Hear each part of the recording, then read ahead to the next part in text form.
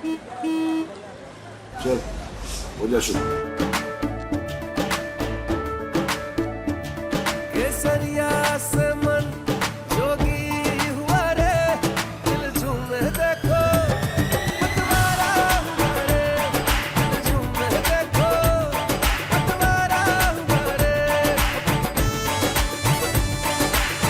हर पल मनाओ केसरी त्योहार। विमल, बोलो जुबान केसरी। बिल्कुल। और ये एकदम से इतनी बड़ी घटना घट जाएगी इसकी कल्पना भी हम लोगों ने कभी नहीं की थी।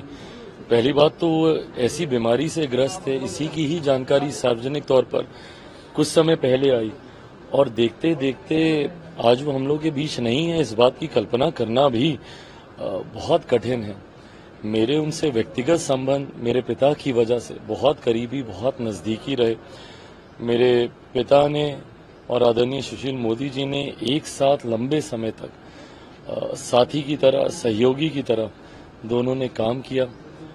उस नाते मेरा भी उनसे एक अभिभावक के तौर पर परिचय रहा। जब मैं राजनीति में नहीं भी था तब भी उनके साथ उनका घर पे आना जाना, मिलना, वो पारिवारिक संबंध उनके साथ हमेशा रहे।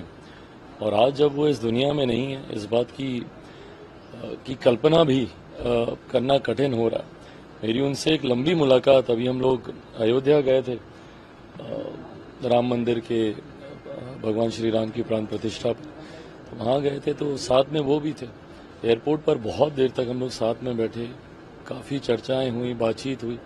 हम जैसी युवा पीढ़ी के लिए वो एक प्रेरणा स्रोत रहे हैं।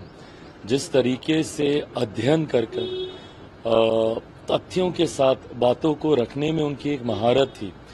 मुझे लगता है बहुत कम ऐसे नेता हैं जो अपने विषयों को लेकर इतना अध्ययन, इतना रिसर्च, इतना उस पर काम करना, लगातार निरंतरता में प्रेस कॉन्फ्रेंस करना और हर भूमिका को जिस गंभीरता से वो निभाते थे, भले वो विपक्ष में हो या सत्ता पक्ष के साथ उप मुख्यमंत्री की भूमिका में हो, दोनों भूमिका को उतनी ही गंभीरता से निभाना।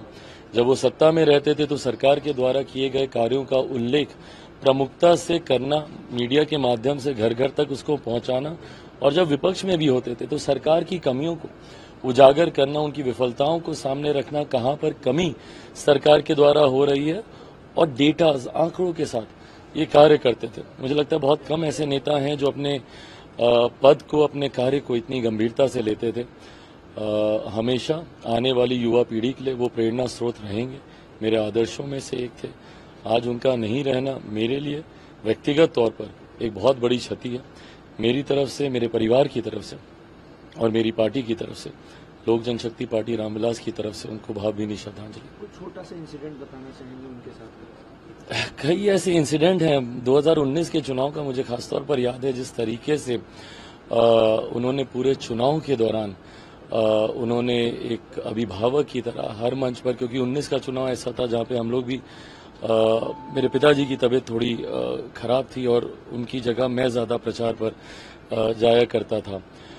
जैसा मैंने कहा कि मेरे पिता के साथ जो दोस्ती थी उनकी, आप सब ने भी हमेशा देखा, दोनों का एक जोड़ी थी जो हर जगह एक साथ प्रचार में जाते थे। 19 में पिताजी का जाना थोड़ा कम हुआ, उसकी जगह मैं जाता था, तो वो पिता की भूमिका में एक अभिभावक के तौर पर हर जगह प्रचार में लेकर जाना, लोगों से मिलवाना, परिचय करवाना, एक अभिभावक की भूमिका में वो रहे।